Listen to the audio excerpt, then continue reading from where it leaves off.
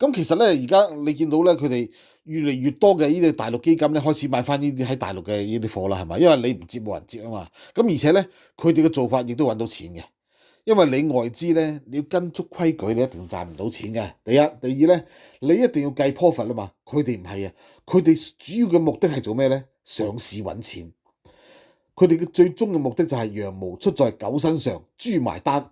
呢個套路咧，10年啊玩咗係嘛？互聯網金融玩咗10年，全部都係用呢隻方式咧做大個市場，將個市佔有率做大咗，跟住咧係嘛不斷嘅擴充分店，跟住做帳做數做假數。當然啦，佢唔使搞好多。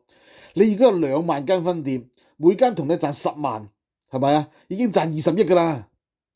大家覺得條數係咪咁計啊？咁所以咧，佢哋可以輕易做數啊！佢哋全部都用量取勝嘅。你一拆翻開條數唔係賺好多嘅啫，問題就係佢哋量多咯嚇。咁當然啦，好有水分噶嘛。